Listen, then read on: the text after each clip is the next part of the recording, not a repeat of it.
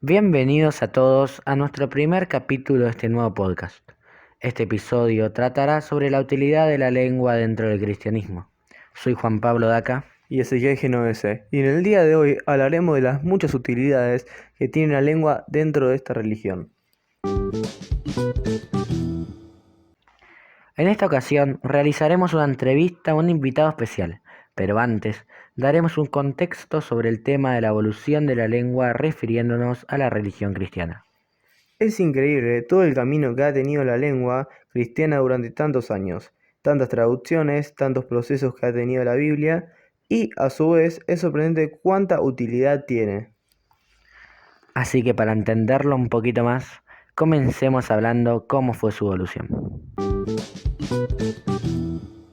En la mayor parte del Antiguo Testamento, parte de la Biblia que sucedió antes del nacimiento de Jesús fue escrita en hebreo, la lengua del antiguo Israel. Sin embargo, algunas partes del Antiguo Testamento, como los libros de Daniel y Esdras, están escritas en arameo, que era una lengua franca en el cercano Oriente desde el siglo VI a.C. en adelante. Durante el período intertestamentario, aproximadamente desde el 400 a.C. al 50 después de Cristo, la diáspora judía en el mundo helenístico llevó a la creación de la Septuaginta, una traducción griega del Antiguo Testamento. Este texto se volvió muy influyente, especialmente entre los judíos de habla griega y los primeros cristianos. Pero Ezequiel, ¿qué pasó en el Nuevo Testamento?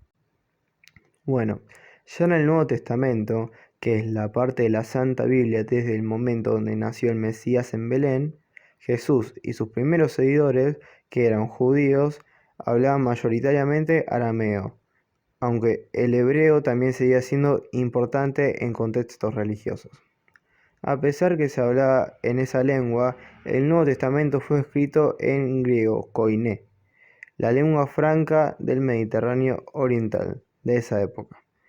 Esto permitió que el mensaje cristiano se difundiera ampliamente entre las diferentes comunidades del Imperio Romano. Al pasar el tiempo, a medida que el cristianismo se extendía hacia el oeste del imperio, el latín se convirtió en la lengua principal de la Iglesia en Occidente.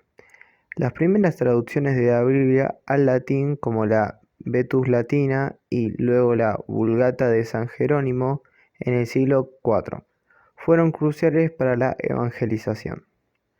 A su vez, en el Imperio Romano de Oriente, el griego siguió siendo la lengua principal de la Iglesia, reflejando la importancia de Constantinopla y la continuidad de las raíces helenísticas del cristianismo. Juan Pablo, ¿nos comentas cómo fue la evolución desde la Edad Media en adelante? Por supuesto, ya en la Edad Media, en Europa, el latín se consolidó como la lengua litúrgica y académica de la Iglesia. La Vulgata fue la Biblia oficial y todos los textos teológicos y filosóficos y litúrgicos importantes se escribieron en latín. La Reforma Protestante en el siglo XIV, encabezada por el monje Martín Lutero, subrayó la importancia de que los fieles pudieran leer la Biblia en su propia lengua. Martín Lutero tradujo la Biblia al alemán, William Tyndale al inglés, y otras traducciones aparecieron en francés, español y otras lenguas europeas. En la época moderna y contemporánea, con la colonización y la misión cristiana global, la Biblia y los textos cristianos se tradujeron a miles de lenguas y dialectos en todo el mundo. En el siglo XX, el Concilio Vaticano II permitió el uso de las lenguas vernáculas en la liturgia católica, reconociendo la diversidad cultural y lingüística de la Iglesia. A su vez, las iglesias protestantes también continuaron fomentando el uso de las lenguas locales. Qué interesante, ¿no? Es muy larga la historia de la evolución del lenguaje dentro del cristianismo. Es impresionante cómo partiendo de uno o dos idiomas surgieron tantas versiones alrededor de todo el mundo. Sin embargo, faltan por describir muchas cosas más sobre el lenguaje y sus usos dentro de esta religión. Así es. Para entender más sobre estos temas, en el día de hoy entrevistaremos al padre Efraín Tomás Ledesma Alonso. El padre Tomás, de 40 años, es uno de los dos sacerdotes con los que cuenta actualmente la institución y parroquia Nuestra Señora de las Nieves. Fue ordenado como sacerdote en 2021 y en 2022 ingresó en la parroquia, luego de su anterior paso por aquí como seminarista. Sin dudas, dejó un antes y un después en nuestra institución, siendo muy querido entre los fieles.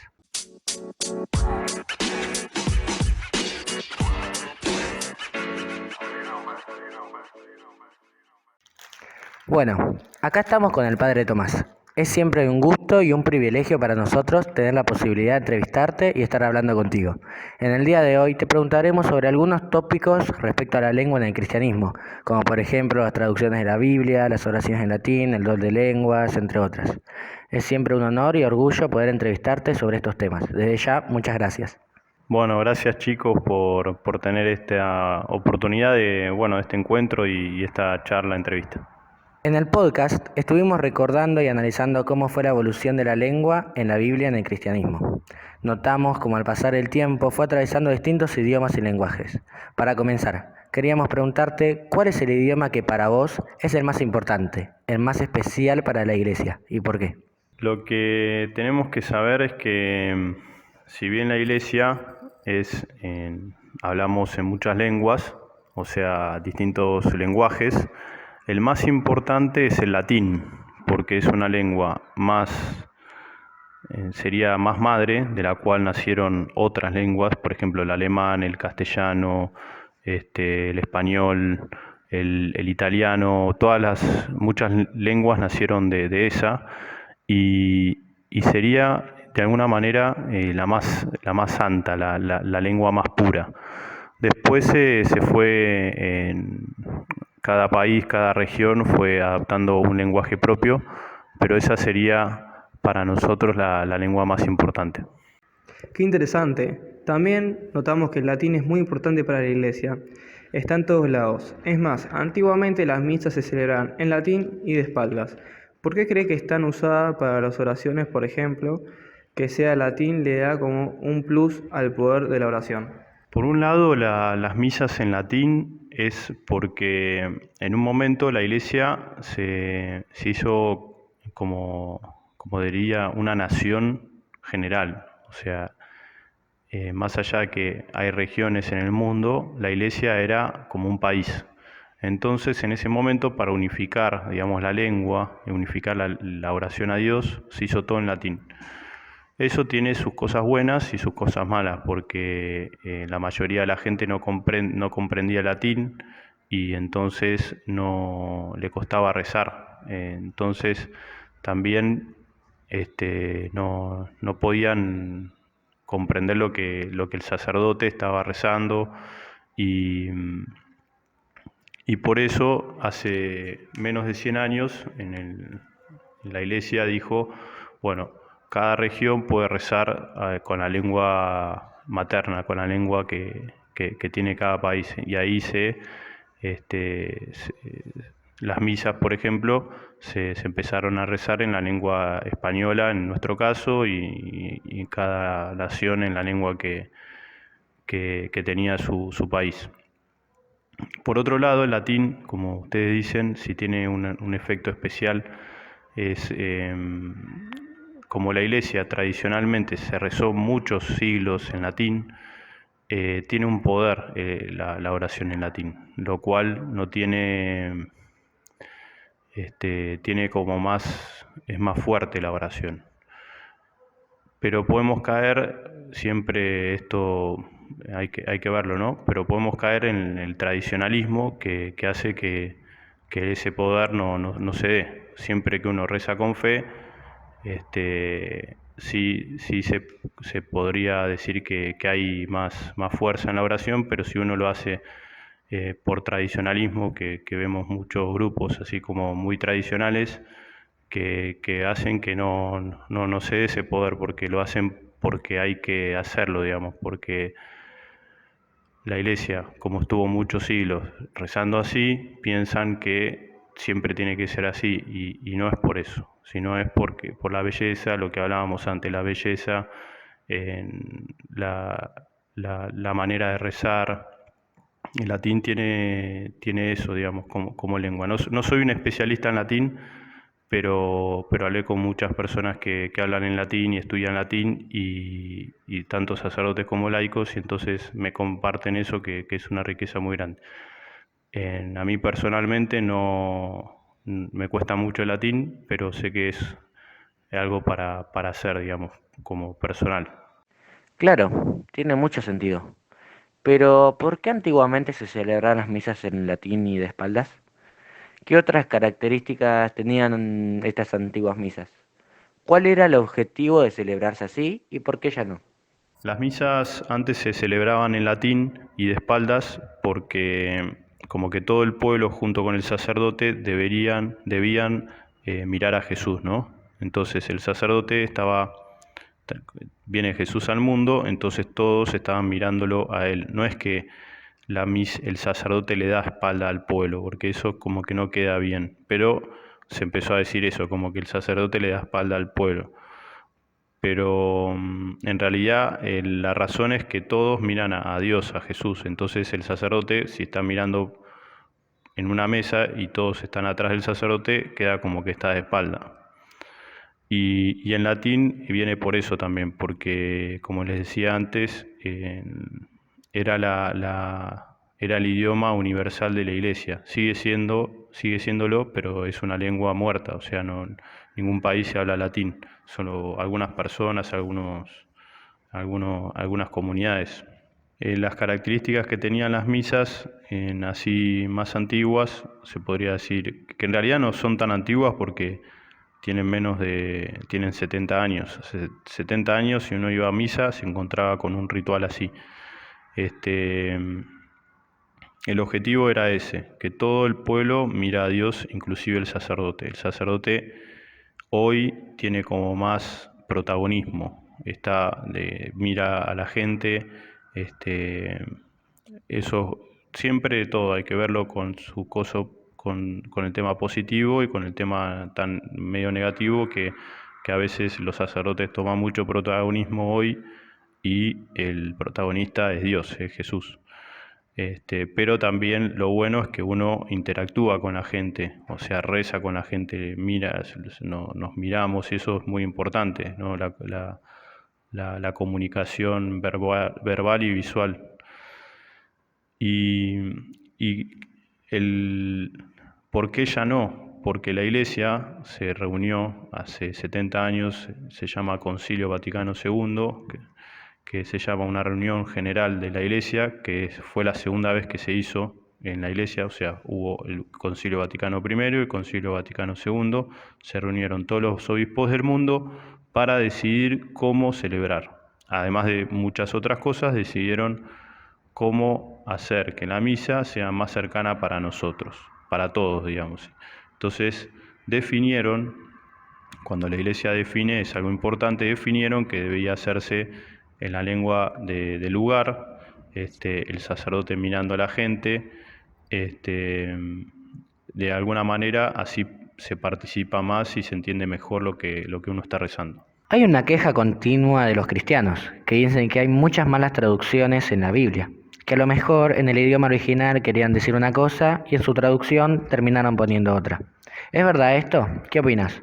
¿Cómo termina repercutiendo esto? Es verdad que la gente siempre se queja de algo. No sé a qué va con la pregunta, pero en realidad las traducciones son muy fieles al idioma original, tanto el hebreo como el griego, o en su momento los textos de San Jerónimo de latín. Pero hoy en día se puede decir que tenemos un texto bíblico muy, muy fiel a lo original porque se estudió muchísimo en el siglo XX, con mucha fidelidad, la Sagrada Escritura. Entonces ahí yo me quedo bastante tranquilo de que cuando uno lee algo hoy. Por ejemplo, la Biblia que usamos acá en la escuela, en el colegio del pueblo de Dios, es muy fiel al hebreo y al griego original. Después tenemos otras traducciones, por ejemplo, la Reina Valera, que es una Biblia que usan más los protestantes, que esa no es tan fiel, pero no es para desprestigiar otra religión, sino es por algo más de estudio, ¿no? Que nosotros estudiamos la Sagrada Escritura y vamos viendo las diferentes Biblias y demás. Así que la gente, si se queja, es porque capaz que no le cae bien algo que dice la Biblia y piensa que el lenguaje original dice otra cosa, pero eso creo que es más personal. Hay un don que se está mencionando mucho últimamente. Se trata del don de las lenguas. ¿Nos puedes contar un poco de qué se trata este peculiar don? En realidad no es un don que uno se debería sorprender, porque es un don que se dio desde el comienzo de la Iglesia. Así que nosotros en nuestra cultura no se haya desarrollado este don carisma es porque nos falta Espíritu Santo, digamos. O sea, hago una autocrítica a nosotros. También yo, que este don lo conocí más, lo desarrollamos más acá en Las Nieves, porque hay un grupo carismático y en esos grupos suele haber mucha gente que habla don de lenguas.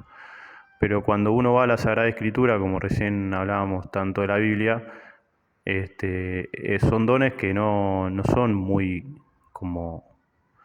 Son dones que uno aporta y el don de lengua es algo muy lindo que es un don universal, o sea, lo podemos tener todos. Distintos son los dones, por ejemplo, los carismas de sanación, los carismas de otros carismas, por ejemplo, sanación que habla San Pablo, otros dones de profecía, de interpretación, de discernimiento, son otros dones que son más personales, particulares. Pero lo lindo del don de lenguas es que todos lo podemos desarrollar y todos, si confiamos en Dios, podríamos hablar en lenguas. Y como todo, también es un don que es mucha confianza en el Señor y eso es lo que te hace hablar en lenguas, o sea, mucha soltura. De hecho, me acuerdo el año pasado que me fui a misionar con los chicos de la parroquia y uno de los chicos uno de los misioneros, de un chico de 5º año, en el intercambio a Estados Unidos estuvo con un grupo evangelista y los evangelistas le enseñaron a él rezar en lenguas. Entonces me gustó mucho porque él, con otros cristianos no católicos, pudo desarrollar el don de lenguas y le contaba a otros chicos del colegio cómo rezar en lenguas y lo cual me gustó mucho cómo Dios es generoso con todos, digamos, que a veces uno piensa que es solo el sacerdote que tiene que enseñar cuando entre nosotros podemos enseñar unos a otros y ese es el don de lengua. Yo lo aprendí rezando con otros, ¿no? Y teniendo mucha confianza. Cuando Bergoglio se hizo papa, muchas personas quedaron sorprendidas por la cantidad de idiomas en las que puede hablar, entre ellas el español, el italiano, latín, inglés, francés, el alemán y el portugués. ¿Por qué sucede esto? ¿Cuál es su necesidad de hablar en tantos idiomas? Además del español, ¿tiene algún obligatorio? A ver, el obligatorio es el español porque él nació acá, en Argentina, pero en realidad el obligatorio es el idioma que cada uno trae y no es el primer papa que vemos que tiene como este don o desarrollo. Hay uno, lo que hablábamos recién de los carismas o dones, vemos que cuando el Espíritu Santo elige a una persona, la hace más capaz de comunicar. Por ejemplo, el Papa es muy importante que sepa comunicar. Y no es lo mismo que alguien le hable en su lengua materna que le hable en latín o le hable en italiano. Los papas, como viven en Roma, o sea, están en un lugar más central, como obispo de Roma, suelen hablar en italiano. Entonces, su idioma sería más el italiano, no el español. Pero como hablábamos antes, el latín, que todos los sacerdotes estudiamos latín, tenemos una base muy grande para estudiar y saber otros idiomas. Creo que el latín también es muy parecido al alemán, entonces yo no sé alemán, pero ojalá que no me toque. Pero sí, si en algún momento debería estudiar alemán, ya tengo como una base del alemán porque es parecido al latín. Esto lo debería corroborar igual, pero no me acuerdo quién me lo había dicho. Y bueno, como les decía, a veces el Espíritu Santo como que nos hace más capaces de cosas. El Papa Juan Pablo II hablaba 64 idiomas y le dicen que era el Papa misionero, porque a cada país que iba le hablaba en su idioma materna y eso lo podemos ver en los videos y demás, y era algo maravilloso como el padre de la iglesia le habla a sus hijos en el idioma materno, y eso era algo maravilloso. Otra cosa que nos llamó mucho la atención es el poder que tienen las canciones. Es impresionante cómo una canción podemos sentir tantas cosas, entre ellas que el Espíritu Santo se manifieste entre nosotros, por ejemplo. ¿Cómo se puede explicar esto? ¿Cómo surgió la música? Y sí, la música es muy importante porque nos, nos mueve, nos anima, nos mueve, y el Espíritu Santo es el que nos anima, ¿no?, a rezar. A ver, por un lado, hablemos de la tradición. Primero, Aristóteles. La música llega al alma. Entonces, si vos querés tocar el alma de una persona, por ejemplo, a un niño, le cantás una canción y le tocas el alma. Eso es el ABC, digamos, nuestro. Lo cual es muy bueno, y también hay música que no es buena y uno hace daño, o sea, se hace daño si escucha cierto tipo de música. Pero como estamos hablando de religión y de Dios, es muy buena la música porque llega al alma. El alma es la que se eleva con la música, entonces nos podemos elevar más. Y, y también San Agustín decía, cantar es rezar dos veces. Entonces ahí también en nuestra tradición nos enseña que cantar siempre es mejor, digamos que de hecho hay culturas y comunidades que rezan el rosario cantando, en lo cual uno dice, uy, qué aburrido, pero cuando uno lo va rezando, o sea, de afuera es aburrido, pero cuando uno lo va rezando es más elevado, más fuerte. Y después, personalmente, y lo que nos pasa cuando uno canta,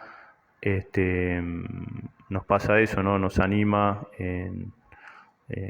nos despierta, nos estimula, nos eleva, y es algo muy lindo ver una comunidad que cante, que yo en las misas acá en el colegio, para mí el canto es muy importante, entonces a los chicos, a los niños les enseñamos cómo cantar. Primero aprendan bien a cantar, después aplaudan, como que uno tiene que hacer una pedagogía con ellos para poder elevarse, porque si no, si uno empieza aplaudiendo y después no canta, es como que pierde la importancia del canto y termina siendo un show. Hoy nuestra sociedad es muy ruidosa y a veces nos puede llevar más al show que a lo que nosotros tenemos que buscar, que es a Dios y es elevarnos nosotros. Bueno, como vos bien decías, hay canciones que a lo mejor no son tan de Dios, y eso lo vemos reflejado en las letras de las canciones. Hoy en día nos encontramos cotidianamente con canciones que claramente no honran a Dios, haciendo alusión a temas como las drogas, el alcohol, el sexo y esas cosas.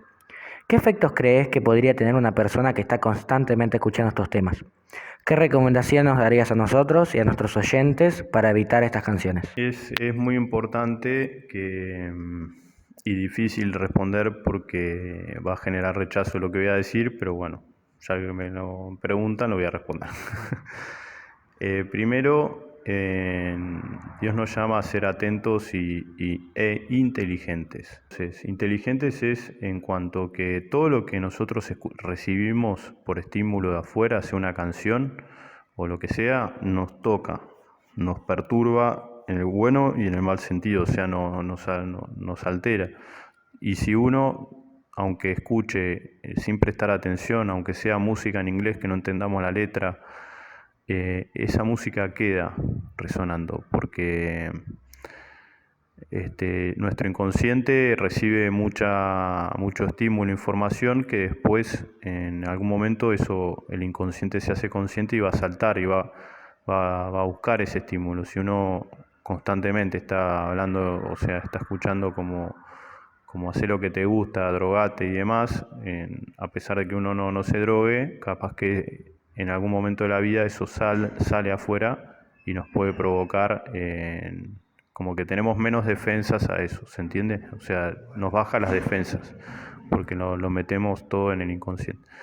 Y después hay que tener cuidado con la música también, bueno, esto con el alcohol, el sexo, todo, ¿no? O sea, como estamos en una cultura, es difícil responder la pregunta porque nuestra cultura es distinta a lo que les voy a decir, pero estamos en una sociedad muy de consumo, de materialista, entonces tanto las personas como la droga, todo es para usar. Y las personas no son para usar, las personas son criaturas de Dios, son creadas en su imagen y semejanza y tienen el mismo valor que yo.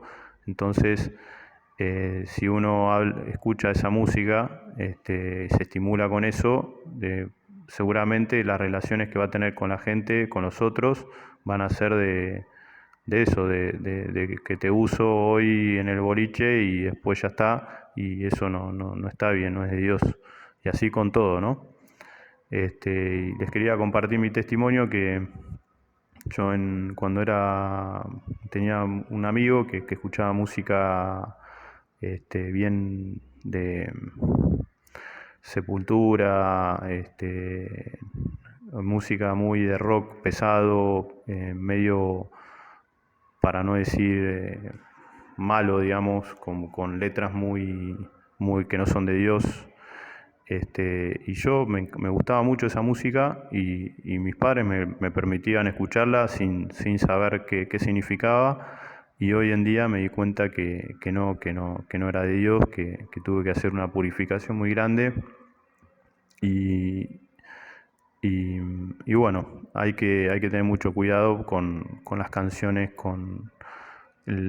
muchas canciones que no nos damos cuenta tienen una connotación secundaria,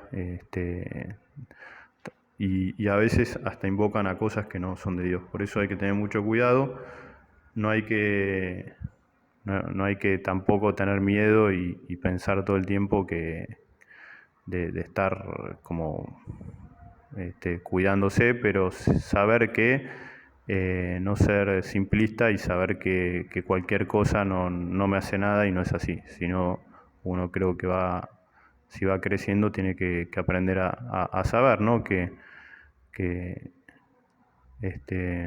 sobre todo con los chicos, ¿no? Con los más chicos creo que es lo que los tenemos que cuidar a ellos, digamos, porque no tienen defensas ellos. Todo lo que nosotros les ponemos, ellos lo absorben, son esponjas. Cuando uno es más grande es como que puede elegir más. Bueno, muchísimas gracias por tu tiempo. Es un honor que hayas aceptado nuestra invitación. Bueno, gracias chicos. A medida que fui respondiendo a las preguntas, les quería decir que más allá de las controversias o las cosas que podemos pensar, que nuestra cultura es mucho de estímulo, ¿no? Como que nos estimula a algo. Pero también hay que ver que hay cosas que tienen su belleza personal particular, que eso es lo que Dios nos quiere regalar, digamos. Si uno escucha música religiosa y demás, tiene una cierta belleza.